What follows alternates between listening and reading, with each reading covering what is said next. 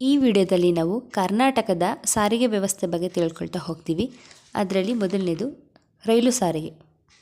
ರೈಲು ಸಾರಿಗೆ ಕರ್ನಾಟಕದಲ್ಲಿ ರಸ್ತೆ ಸಾರಿಗೆ ನಂತರ ರೈಲು ಸಾರಿಗೆಯು ಪ್ರಮುಖವಾದದ್ದು. ಕಡಿಮೆ ದರದಲ್ಲಿ ದೂರದ ಸ್ಥಳಗಳಿಗೆ ಪ್ರಯಾಣಿಸಲು ಹಾಗೂ ಸರಕುಗಳನ್ನು ಸಾಗಿಸಲು ರೈಲ್ವೆ ಸಾರಿಗೆ ಮಹತ್ವವನ್ನು ಪಡೆದಿದೆ. ಕರ್ನಾಟಕದಲ್ಲಿ ಮೊಟ್ಟಮೊದಲು ರೈಲ್ವೆ ಸಂಚಾರ ಆರಂಭವಾಗಿದ್ದು 1864ರಲ್ಲಿ. ಇದನ್ನು ಬೆಂಗಳೂರು ಮತ್ತು ಮದ್ರಾಸ್ ನಗರದ ಮಧ್ಯೆ ಮದ್ರಾಸ್ ರೈಲ್ವೆ ಕಂಪನಿ ಶುರು ಮಾಡುತ್ತೆ. 1956ರ ವೇಳೆಗೆ ಒಟ್ಟು 2595 ಕಿಲೋಮೀಟರ್ಗಳಷ್ಟಿದ್ದು ಅದು ದಕ್ಷಿಣ ರೈಲ್ವೆ ವಲಯಕ್ಕೆ ಸೇರುತ್ತೆ. ಈಗ ನೈಋತ್ಯ ರೈಲ್ವೆ ವಲಯವು ಅಸ್ತಿತ್ವಕ್ಕೆ ಬಂದಿದೆ. ಇದರ ಆಡಳಿತ ಕೇಂದ್ರ ಹುಬ್ಬಳ್ಳಿಯಲ್ಲಿದೆ. ಕರ್ನಾಟಕದಲ್ಲಿ ಇಂದು ಒಟ್ಟು 3244 ಕಿಲೋಮೀಟರ್ ಉದ್ದದ ರೈಲು ಮಾರ್ಗವನ್ನು ನಾವು ನೋಡ್ಬೋದು. ಕರ್ನಾಟಕದ ಎಲ್ಲ ಜಿಲ್ಲೆಗಳಲ್ಲೂ ರೈಲು ಮಾರ್ಗಗಳು ಸಾಮಾನ್ಯವಾಗಿ ಹಂಚಿಕೆ ಆಗಿಲ್ಲ. ಬೆಂಗಳೂರು, ಬಳ್ಳಾರಿ, ಬೆಳಗಾವಿ, ಹಾಸನ, ಉತ್ತರ ಕನ್ನಡ, ಚಿತ್ರದುರ್ಗ, ಉಡುಪಿ, ರಾಮನಗರ, ದಕ್ಷಿಣ ಕನ್ನಡ ಸರಾಸರಿ ಈ ಜಿಲ್ಲೆಗಳಲ್ಲಿ 150ರಿಂದ 200 ಕಿಲೋಮೀಟರ್ ಉದ್ದದ ರೈಲು ಮಾರ್ಗವನ್ನು ನೋಡ್ಬೋದು. ಕೊಡಗು ಜಿಲ್ಲೆಯು ಯಾವುದೇ ರೈಲು ಮಾರ್ಗವನ್ನು ಹೊಂದಿಲ್ಲ. ನೆಕ್ಸ್ಟ್ ಕೊಂಕಣ್ ರೈಲ್ವೆಗೆ ಬರೋದಾದರೆ ಇದು ಪಶ್ಚಿಮ ಕರಾವಳಿಯ ಮಹತ್ವಪೂರ್ಣವಾದ ರೈಲ್ವೆ ಮಾರ್ಗವಾಗಿದೆ.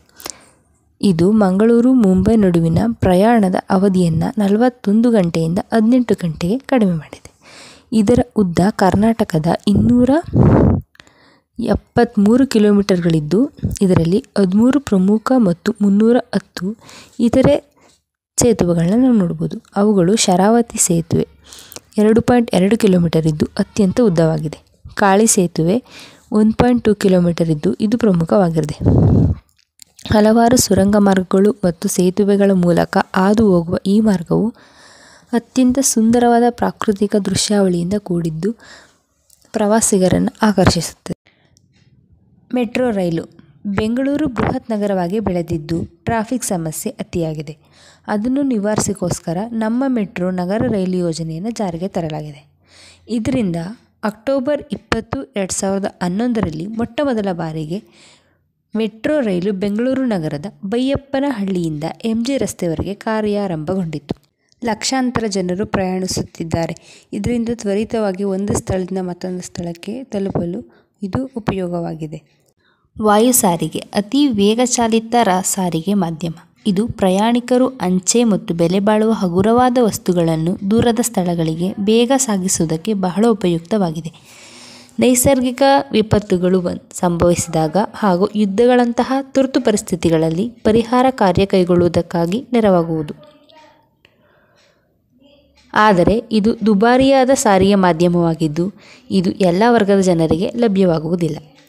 ಕರ್ನಾಟಕದಲ್ಲಿ ಮೊದಲ ವಿಮಾನಯಾನವನ್ನು 1946ರಲ್ಲಿ ಬೆಂಗಳೂರು ಮತ್ತು ಹೈದರಾಬಾದ್ ನಡುವೆ ಡೆಕ್ಕನ್ ಏರ್ಲೈನ್ಸ್ ಎಂಬ ಕಂಪನಿ ಪ್ರಾರಂಭಿಸುತ್ತೆ. ಭಾರತೀಯ ವಿಮಾನ ಸಂಚಾರವು 1953ರಲ್ಲಿ ರಾಷ್ಟ್ರೀಕರಣಗೊಂಡು ಇಂಡಿಯನ್ ಏರ್ಲೈನ್ಸ್ ಸಂಸ್ಥೆ ಆರಂಭಗೊಂಡ ಮೇಲೆ ಬೆಂಗಳೂರಿನಿಂದ ವಿವಿಧ ಕೇಂದ್ರಗಳಿಗೆ ವಿಮಾನಯಾನದ ಸೌಲಭ್ಯವನ್ನು ಕಲ್ಪಿಸಲಾಗುತ್ತೆ. ರಾಜಧಾನಿಯಾದ ಬೆಂಗಳೂರು 1996ರಲ್ಲಿ ಅಂತಾರಾಷ್ಟ್ರೀಯ ವಿಮಾನ ನಿಲ್ದಾಣವೆಂದು ಘೋಷಿಸಿಕೊಳ್ಳುತ್ತೆ. ಬೆಳಗಾವಿ, ಹುಬ್ಬಳ್ಳಿ, ಮೈಸೂರು, ಮಂಗಳೂರುಗಳಲ್ಲಿ ದೇಶೀಯ ವಿಮಾನ ನಿಲ್ದಾಣಗಳಾಗುತ್ತೆ.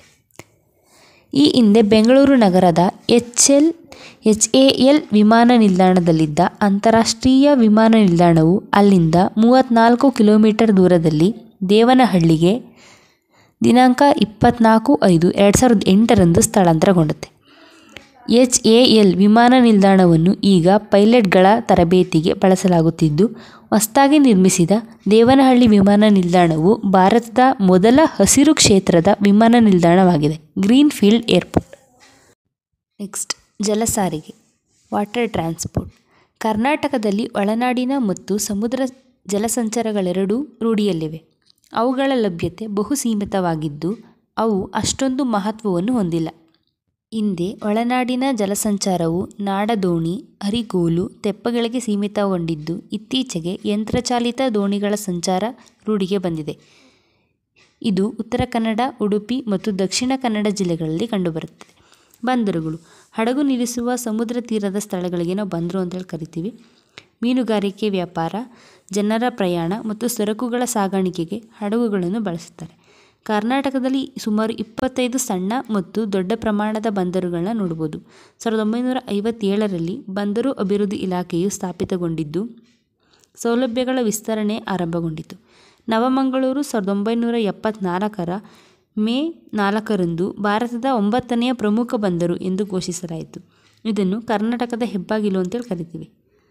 ಈ ಬಂದರಿನಿಂದ ಕಬ್ಬಿಣದ ಅದಿರು, ಕಾಫಿ, ಸಾಂಬಾರ ಪದಾರ್ಥಗಳು, ಗೋಡಂಬಿ, ಶ್ರೀಗಂಧ, ಹೆಂಚು, ಕ್ರೋಮೈಟ್, ಗ್ರಾನೈಟ್, ಶಿಲೆ, ಸಂಸ್ಕರಿಸಿದ ಹಣ್ಣು ಮತ್ತು ಮೀನುಗಳು ರಫ್ತಾಗುತ್ತದೆ.